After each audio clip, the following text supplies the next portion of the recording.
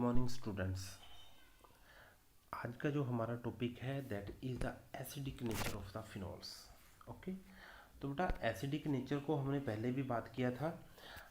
तो acidic nature को पढ़ने से पहले हम बात करने वाले हैं बेटा के ए क्या होता है और पी के ए वैल्यू क्या होती है।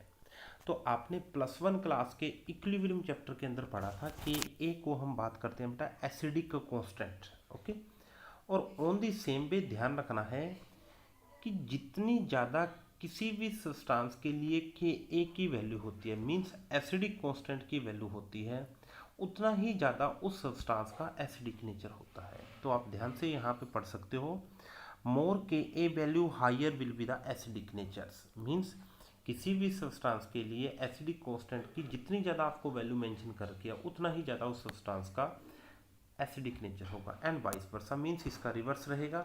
अगर के ए की वैल्यू कम है तो इट मीन्स उस सब्सटेंस का एसिडिक नेचर भी कम होगा। इसके बाद बेटा ध्यान रखना है ये पी के ए वैल्यू क्या होती है, ये भी आपने +1 क्लास के अंदर पढ़ा। पी के ए वैल्यू होती है बेटा minus of K A, minus of logarithmic of the K A value. Means इसी के ए वैल्यू से हमारे को पी के ए वैल्यू मिली थी। ओके, तो अब ध्यान रखना है बेटा, अगर किसी सब्सटेंस के लिए आपको पी के ए वैल्यू आपको प्रोवाइड की गई है, अगर किसी सब्सटेंस की जितनी कम पी के ए वैल्यू आपको दे रखी है, उस सब्सटेंस का एसिडिक नेचर उतना ही ज़्यादा होने वाला है। ओके, अगर ज़्यादा पी के ए वैल्यू है आपको, तो इट मीन्स उस सब्सटेंस का एसिडिक नेचर कम होने वाला है। तो अब हम बात करेंगे बेटा फिनोल के केसेस के अंदर एसिडिक नेचर किस टाइप से ऑब्जर्व होता है। तो ये क्वेश्चन हमने पहले भी किया था, phenols are more acidic than alcohols. Okay, तो बेटा एक बार एसिडिक नेचर को पढ़ने से पहले एक बार बताना चाहता हूँ कि जब भी बेटा आपने एसिडिक नेचर को चेक करना है तो हमेशा आपको बहुत अच्छे से क्लियर है, acidic nature is depend upon the tendency to relieve the H positive ions. Means आपका जो ये वाला फिनोल का मॉलिक्यूल है, ये फिनोल का मॉलिक्यूल H पॉजिटिव को कितना इजीली रिलीज करेगा, उतना ही ज़्यादा उस सब्सटेंस का एसिडिक नेचर होगा। ओके, अगर सब्सटेंस का H पॉजिटिव को इजीली रिलीज कर रहा है तो इट मीन्स उसका एसिडिक नेचर ज़्यादा होगा। अगर H पॉजिटिव को बहुत ज़्यादा मुश्किल से रिलीज कर रहा है तो सब्सटेंस का एसिडिक नेचर उतना ही कम हो जाएगा। ओके, तो अब हमने बेटा लास्ट लेक्चर्स के अंदर ये बात की हुई है, phenols are the more acidic than alcohols. इस बात को मैं दोबारा फिर डिस्कशन करने वाला हूँ। तो आपने एसिडिक नेचर को चेक करना है तो इट मीन्स इस OH की स्ट्रेंथ को चेक करोगे और यहाँ पे बेटा इस OH की स्ट्रेंथ को चेक करोगे। तो आप बच्चों को बेटा बहुत अच्छे से पता है ये फिनाइल जो ग्रुप होता है, ओके, ये फिनाइल जो रिंग है, ये फिनाइल रिंग हमेशा ही इलेक्ट्रॉन्स को विड्रॉ करेगी। ओके, इलेक्ट्रॉन को विड्रॉ करेगी तो ऑक्सीजन के ऊपर चार्ज कम हो जाएगा, ऑक्सीजन के ऊपर चार्ज कम हो जाएगा तो ऑक्सीजन और हाइड्रोजन का जो बॉन्ड है वो बेटा वीक हो जाएगा। Okay, but in this case आप सभी बच्चों को बहुत अच्छे से पता है बेटा, अल्काइल ग्रुप हमेशा ही इलेक्ट्रॉन को रिलीज करते हैं। अगर इलेक्ट्रॉन को रिलीज करेंगे तो ऑक्सीजन के ऊपर चार्ज बढ़ेगा, ऑक्सीजन के ऊपर चार्ज बढ़ेगा तो OH की जो स्ट्रेंथ हो जाएगी बेटा वो स्ट्रॉन्ग हो जाएगी। OH की बॉन्ड स्ट्रेंथ स्ट्रॉन्ग होने से बेटा H को लेना हमारे लिए मुश्किल हो जाएगा। इस कारण हम बोल देते हैं बेटा फिनोल्स जो होते हैं these are always more acidic than alcohols. Okay, अब हम नेक्स्ट केसेस की बात करेंगे। यहाँ पे बेटा एक इम्पोर्टेंट क्वेश्चन और है, दिस इज फिनोल और यहाँ पे बेटा मैंने फ्लोरोफिनोल लिखा हुआ है, क्लोरोफिनोल लिखा हुआ है और यहाँ पे ब्रोमोफिनोल लिखा हुआ है। ओके, अब आप सभी बच्चों को पता है बेटा, अगर हम एसिडिक नेचर की बात करने वाले हैं यहाँ पे, तो OH जो बॉन्ड है उस बॉन्ड की स्ट्रेंथ को हम फाइंड करने वाले हैं। अगर OH की स्ट्रेंथ ज़्यादा है तो H लेना मुश्किल हो जाएगा, मीन्स एसिडिक नेचर आपका कम हो जाएगा। तो बेटा ध्यान रहे, फ्लोरीन, क्लोरीन एंड ब्रोमीन जो मॉलिक्यूल हैं वो हमेशा इलेक्ट्रॉन को विड्रॉ करते हैं by the -I effect. Means ये वाले जो ग्रुप हैं बेटा इंडक्टिव इफेक्ट को जनरेट करते हैं। इंडक्टिव इफेक्ट किस टाइप से जनरेट करते हैं, ये इलेक्ट्रॉन्स को बेटा हमेशा विड्रॉ करते हैं। ओके, तो अब आप सभी बच्चों को बहुत अच्छे से पता है बेटा, फ्लोरीन का -I इफेक्ट हमेशा सबसे ज़्यादा होता है, फिर क्लोरीन का होता है और उसके बाद बेटा ब्रोमीन का होता है। ओके, तो अब आपने एक एक केस को डिस्कशन करना है। तो बेटा यहाँ पे एक फिनोल का सिंपल मॉलिक्यूल है। ओके, और यहाँ पे बेटा मैंने फ्लोरीन लिया। तो फ्लोरीन क्या करेगा बेटा, इलेक्ट्रॉन को विड्रॉ करता करता इस ऑक्सीजन के ऊपर इलेक्ट्रॉन डेंसिटी को कम कर देगा, जिससे OH का बॉन्ड बेटा वीक हो जाएगा। अगर इसको हम कंपैरिजन करते हैं क्लोरीन के साथ, तो आप सभी बच्चों को बहुत अच्छे से पता है, as compare to fluorine and chlorine का अगर हम कंपैरिजन करते हैं तो बेटा फ्लोरीन इलेक्ट्रॉन को ज़्यादा स्ट्रांगली विड्रॉ करेगा देन क्लोरीन। तो इट मीन्स इस केस के अंदर OH का बॉन्ड वीक होगा और यहाँ पे बॉन्ड थोड़ा सा स्ट्रॉन्ग होगा। और फिर आप यहाँ पे बेटा डिस्कशन कर सकते हो, अगर ब्रोमीन की बात करते हैं तो बेटा ब्रोमीन की इलेक्ट्रोनेगेटिविटी कम है, मीन्स उसका -I इफेक्ट सबसे कम है, तो OH का बॉन्ड यहाँ पे सबसे ज़्यादा स्ट्रॉन्ग होगा। ओके, तो सबसे ज़्यादा एसिडिक नेचर जो होने वाला है बेटा वो इस मॉलिक्यूल का होने वाला है। मीन्स मैंने यहाँ पे लिखा हुआ है एसिडिक नेचर सेकंड मॉलिक्यूल का सबसे ज़्यादा, फिर थर्ड का, फिर बेटा फोर्थ का, क्योंकि बेटा यहाँ पे कोई भी रिंग ऐसा कोई भी ऐसा मॉलिक्यूल नहीं है जो इलेक्ट्रॉन को विड्रॉ कर रहा है।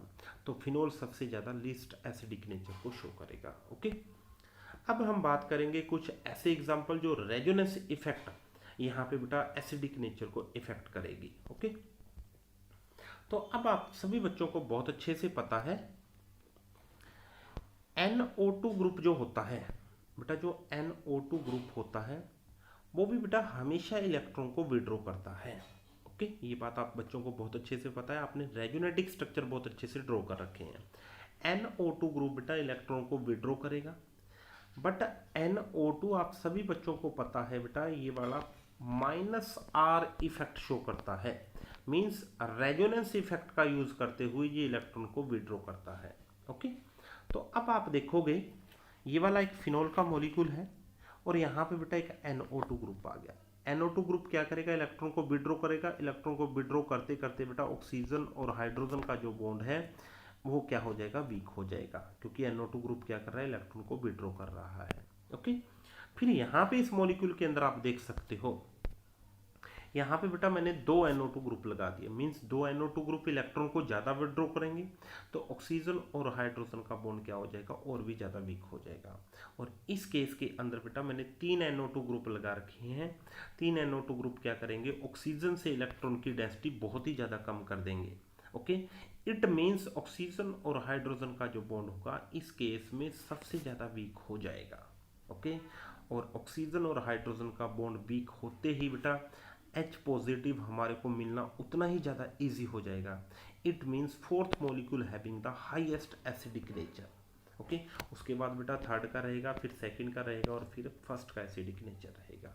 ओके, तो आपने बेटा इन मॉलिक्यूल्स की नेमिंग भी करनी है, क्योंकि नेमिंग आप दे सकते हो बेटा, अगर इसी मॉलिक्यूल की मैं लेके चलता हूँ 2 पे NO2 ग्रुप है, 4 पे NO2 ग्रुप है और 6 पे भी NO2 ग्रुप है, तो आप लिख सकते हो बेटा 2,4,6 ट्राई नाइट्रोफिनोल। ओके, और यहाँ पे 2,4 डाइनाइट्रोफिनोल और this one is 4 nitrophenol and this is simple phenol. Okay, अब नेक्स्ट केस अगर हम डिस्कशन करना चाहें तो यहाँ पे बेटा एक बहुत ही इंटरेस्टिंग कंसेप्ट है, this one is phenol, this is ortho nitrophenol, this is Meta nitrophenol और यहाँ पे बेटा पैरा नाइट्रोफिनोल। ओके, तो अब इस क्वेश्चन को डिस्कशन करने से पहले बेटा हमेशा इस बात का ध्यान रखना है आपने, बेटा NO2 ग्रुप मीन्स कोई भी इलेक्ट्रॉन विड्रॉइंग ग्रुप है चाहे वो इलेक्ट्रॉन डोनेटिंग ग्रुप है, उसका इफेक्ट बेटा मेटा पोजीशन के ऊपर सबसे कम होता है, चाहे वो इलेक्ट्रॉन को दे रहा है चाहे वो इलेक्ट्रॉन को विड्रॉ कर रहा है। तो बेटा मेटा इफेक्ट सबसे लिस्ट होता है। ये बातें आप जब हमने रेजोनेंस को पढ़ा था उस टाइम बहुत अच्छे से क्लियर कर चुके हो। मीन्स बेटा मेटा इफेक्ट सबसे लिस्ट होता है, चाहे वो रेजोनेंस का हो चाहे बेटा वो इंडक्टिव इफेक्ट का हो, चाहे बेटा वो +R इफेक्ट शो कर रहा हो चाहे वो -R इफेक्ट शो कर रहा हो। ओके, तो अब इस कंसेप्ट को यूज करते हुए बेटा हम इस क्वेश्चन को सोल्व करेंगे। और एक बात और ध्यान रखनी है बेटा, पैरा इफेक्ट होता है वो हमेशा ही ज़्यादा होता है as compare to ortho and meta. Okay, तो अब आप सभी बच्चों को पता है NO2 ग्रुप इलेक्ट्रॉन को विड्रॉ करेगा। ओके, तो आपने बेटा ध्यान रखना है यहाँ पे,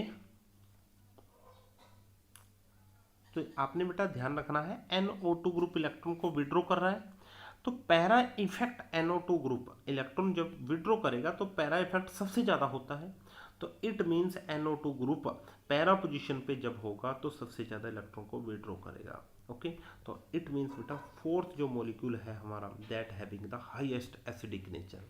उसके बाद बेटा हमने बोला था मेटा इफेक्ट सबसे कम होता है, बट यहाँ पे पैरा इफेक्ट आया हुआ है, तो पैरा नाइट्रोफिनोल है वो उसका नंबर आ जाएगा बेटा सेकेंड। और यहाँ पे बेटा मेटा का इफेक्ट कम होता है तो थर्ड पोजीशन पे, और सिंपल फिनोल सबसे लीस्ट एसिडिक नेचर का होगा। ओके, तो इस कंसेप्ट को बेटा आपने साथ के साथ नोट्स भी तैयार करते चलना है इन क्वेश्चंस के। ओके, अब लास्ट केस हम एक बात और डिस्कशन करना चाहते हैं। यहाँ पे बेटा मैंने फिनोल लिया, टू पोजीशन के ऊपर ऑर्थो पोजीशन के ऊपर मिथाइल ग्रुप लगाया, तो मैंने बोला था बेटा यहाँ पे जब मैंने चैप्टर शुरू किया था इसका जो कॉमन नेम होता है दैट इज द क्रीसोल। अगर ऑर्थो पोजीशन के ऊपर CH3 ग्रुप है तो ऑर्थो क्रीसोल, मेटा पोजीशन के ऊपर है तो मेटा क्रीसोल, और पैरा पे CH3 है तो पैरा क्रीसोल हो जाएगा। ओके, तो अब आपने बेटा ध्यान रखना है CH3 ग्रुप मीन्स जो मिथाइल ग्रुप होता है वो इलेक्ट्रॉन को डोनेट कर रहा है, that show the plus I effect, means inductive effect के थ्रू, इंडक्टिव इफेक्ट के थ्रू बेटा ये इलेक्ट्रॉन को डोनेट करता है। ओके, तो ये वाला ग्रुप क्या करेगा बेटा, इलेक्ट्रॉन को डोनेट करेगा, ऑक्सीजन के ऊपर इलेक्ट्रॉन डेंसिटी को सबसे ज़्यादा इंक्रीज करेगा। ओके, तो यहाँ से बेटा क्लियर हो रहा है, यहाँ पे भी CH3 है, यहाँ पे भी बेटा CH3 है, और यहाँ पे भी CH3 है, तो सबसे ज़्यादा एसिडिक नेचर फर्स्ट तो क्लियर हो जाता है, फिनोल का एसिडिक नेचर सबसे ज़्यादा होगा, क्योंकि बेटा यहाँ पे कोई भी ऐसा ग्रुप नहीं है जो इलेक्ट्रॉन को दे रहा हो जिससे ऑक्सीजन और हाइड्रोजन का बॉन्ड स्ट्रेंथ इंक्रीज हो जाए, तो सबसे ज़्यादा एसिडिक नेचर बेटा फर्स्ट का आ गया, ये बात तो हो गई। अब बात हम करेंगे ऑर्थो, मेटा एंड पैरा क्रीसोल में सबसे ज़्यादा एसिडिक नेचर किसका होने वाला है। ओके, तो अब आप सभी बच्चों को बेटा बहुत अच्छे से अभी मैंने बताया था मेटा इफेक्ट सबसे कम होता है ऑर्थो और पैरा के कंपैरिजन में बेटा जी, मेटा का इफेक्ट कम होता है, तो CH3 ग्रुप जब इलेक्ट्रॉन को डोनेट करेगा तो मेटा पोजीशन के थ्रू इलेक्ट्रॉन को ईजिली, मतलब इलेक्ट्रॉन को बहुत कम बेटा रिलीज कर पाएगा, जिससे ऑक्सीजन और हाइड्रोजन की बॉन्ड स्ट्रेंथ इंक्रीज हो जाए। तो सेकंड नंबर बेटा जो आने वाला है वो आएगा मेटाक्रीसोल का। अब रहेगी बात ऑर्थो एंड पैराक्रीसोल की, तो ध्यान रहे बेटा यहाँ पे inductive effect is also depend upon the distance, ये बात भी हमारी हुई है जब हमने इंडक्टिव इफेक्ट को पढ़ा था। तो बेटा ऑर्थो का मिथाइल ग्रुप और पैरा का मिथाइल ग्रुप दोनों इलेक्ट्रॉन दे रहे हैं, बट आप देख रहे हो ऑर्थो का मिथाइल ग्रुप है वो बेटा OH बॉन्ड के नज़दीक है, बट पैरा का जो CH3 ग्रुप है वो दूर है। तो इस कारण आप देख सकते हो अकॉर्डिंग टू डिस्टेंस, क्योंकि inductive effect is also depend upon the distance, तो आप देखोगे बेटा CH3 ग्रुप ऑर्थो का इजिली इलेक्ट्रॉन देगा और OH की बॉन्ड को स्ट्रेंथ को इंक्रीज कर देगा, बट पैरा के इलेक्ट्रॉन बेटा मुश्किल से रिलीज होंगे एज कम्पेयर टू ऑर्थो, तो यहाँ पे इलेक्ट्रॉन बहुत बेटा मुश्किल से ऑक्सीजन और हाइड्रोजन के बॉन्ड के ऊपर जाएंगे, जिससे बेटा ये वाला बॉन्ड थोड़ा सा वीक है as compare to this one. तो थर्ड नंबर आएगा फोर्थ का, और इसके बाद आएगा बेटा जी ऑर्थोक्रीसोल का। ओके, आई होप बेटा इन सभी क्वेश्चंस को आपने अच्छे से डील किया होगा, समझ के करना है बेटा, तभी ये क्वेश्चन सॉल्व हो पाएंगे।